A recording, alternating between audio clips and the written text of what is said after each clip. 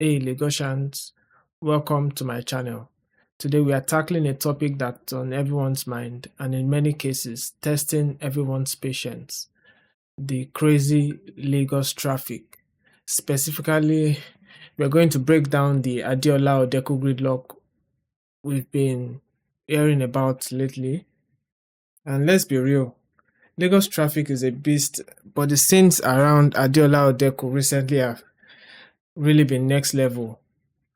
We are talking hours upon hours of people being stuck in traffic, abandoning their cars at home. It's been rough, really. And what's going on? More importantly, what can be done about it? To understand what happened, we need to talk about the closure of the Independent Bridge for repairs, I think. The federal government closed the Marina Bound section for some vital repairs. Now, this closure, which, you know, was meant to start April 1st, and was supposed to last till the end of May through a major spanner in the works. All that traffic that would normally flow smoothly was suddenly diverted, and as you can imagine, chaos everywhere. Chaos ensued. And the impact, come on, I don't even know where to start because we saw the massive gridlock, not just at the trending Adeola Odeku or whatever it's called, but the rippling effect across Victoria Island and Ikoyi. And people were stranded for hours, some having to walk miles just to get somewhere, anywhere. And of course, the ever present Lagos tax kicked in with transport fares skyrocketing. It just introduced a new inconvenience to people, eating their pockets, wasting their time, and affecting productivity. Now, there's a bit of a twist in the tale. After the scale of the disruption, especially on Wednesday, April 2nd, the federal government has ordered the Independence Bridge to be reopened immediately, temporarily for now, I guess. And you heard me right. These repairs will be happening later, so everyone should still get prepared. While this is a huge relief for now, in the short term, it begs the question, what happens next? So, the bridge is reopening, which is great. And we all know this isn't a long term fix. We have to find ways to prevent this level of disruption from happening again. So let's talk about solutions. I'm sure the governor is on it. I've seen a video where he was apologizing. It seems quite genuine, but they should have avoided that in the first place. So, not to do too much, I don't know. I feel a lot of infrastructural development would help fix this problem. We've really got to invest in our roads and bridges. We need to push to get projects like the fourth mainland bridge completed ASAP. It's been a very long day, and just shooting this video is taking an extra toll. This will create a vital alternative route and ease pressure on existing bridges. Working on alternate routes and also expanding expressways like the Lekki Ekpe Expressway has to be a priority, especially with all the development happening in that area. And I'm not sure. I think there's a new airport coming or something like that. I can't really tell. So they need to stop also neglecting inner roads. Proper maintenance and construction of these roads can create so many alternate routes and ease the pressure on the main arteries, the main roads. We've just got to play it smarter about our junctions and roundabouts too. Reconfiguring them like they've done in some areas can make this huge difference. And let's be honest, we need more bridges and flyovers strategically placed to generate traffic flow and prevent those soul destroying bottlenecks. But roads alone aren't the answer. We need a proper integrated public transport system.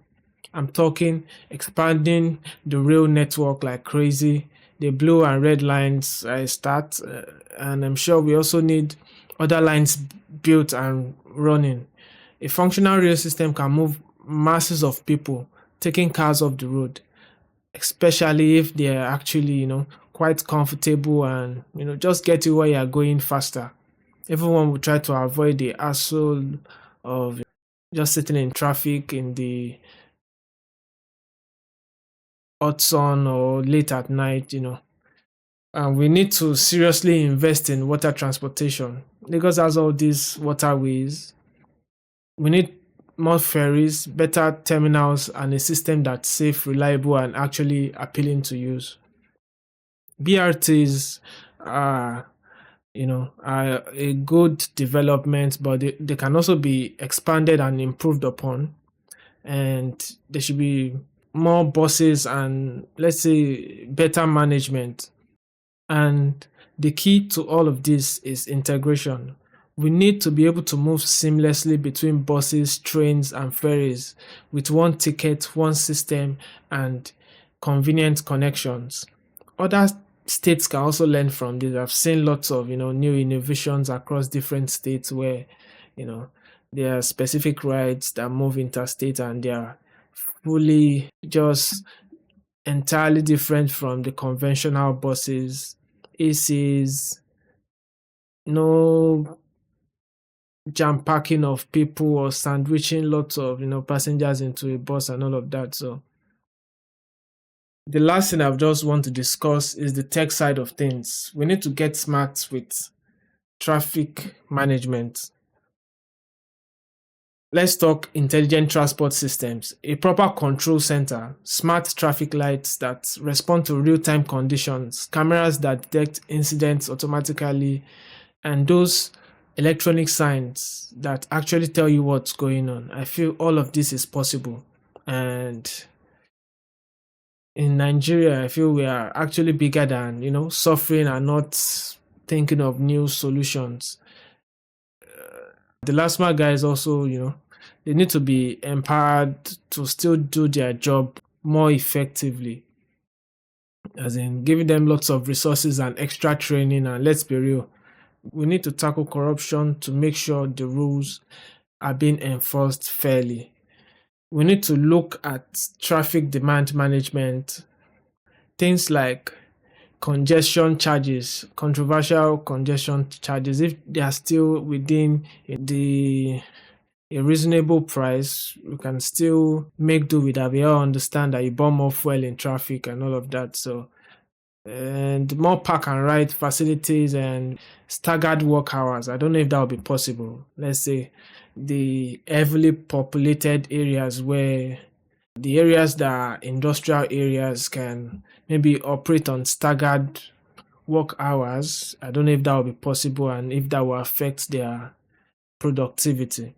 So let's be serious about just regulating uh, uh, miscreants on the road too. And that even reminds me of heavy duty vehicles. We have to also regulate these guys and make sure they stop clogging up the roads during rush hours and, just getting on routes they are not meant to get on. I don't know if that's too much of a serious problem. And to improve public transportation in general, it's not something that can be forced. We can't just force people into it actually, because it's something that can just, it can be quite seamless because we also need to ensure people want to use these services. Let's say when we have trains, ferries, they can just, people can move across different terminals, be it the railway or across water bodies and all of that. And see, I feel things will just work better. More capacity, more frequent services. No one wants to wait an hour for a bus or be crammed into a train like sardine. Yeah. you know, Comfort and safety, clean air conditioned vehicles, proper seating, security also is non-negotiable. All of these are non-negotiables. And also I feel something that is always left out is, accessibility for everyone, including the elderly and people with disabilities. I don't know if there's any special system for people like that. Even sometimes, eh, Families with kids also, they also go through a lot in this situation. I can't imagine kids going home with their parents from work and all of that. It can be quite hectic. Better routes, more coverage. We need to make sure public transport actually goes where people just need it to go, and there should be alternate routes. And let's say when one is busy, there's a redirection, like just everything automatic, not us having to come and announce on the radio or give make press releases and all of that. Everything should be quite instantaneous, and information dissemination should be extremely fast. Yeah. So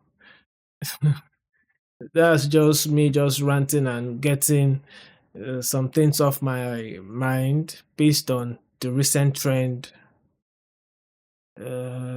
surrounding, I think, the Adeola Odeku standstill. And what more do I have to say other than, we just need to think long term about how we plan our cities collectively as Nigerians. Like, we need to integrate transport planning into every aspect of urban development. It's not that we just build houses everywhere and just block off. Apart from blocking fresh air, you block off every chance of integrating transport planning into urban development, mixed use development, where people can live, work, and play in the same area. They go live, work. It's not that everything should just be overly priced, and the city should have some form of structure. I'm sure the government is doing their best, but I feel more can be done, and we can just just look up to try to compete with cities we say in the world where they have all these things figured out. And of course, none of this works without the people. More public awareness campaigns about traffic rules, safety, responsible driving. If there are multiple trains, ferries, and alternate routes, and we promote the benefits of public transportation, it's not just cheaper, it's faster, less stressful, and better for the environment. So, guys, the situation on Adeola Odeku was a wake up call. It showed us just how fragile our transportation system is. But the truth is, we can fix this. It's going to take a lot of work, a lot of investment, and a lot of commitment from the government and businesses and from us citizens. What do you think? You know, Drop your ideas in the comments. Let me know. Let's get this conversation going. And don't forget to like this video, subscribe for more discussions on these issues, that matter to Lagosians or people that are also visiting Lagos. Thanks for watching, and I'll catch you in the next one. Bye.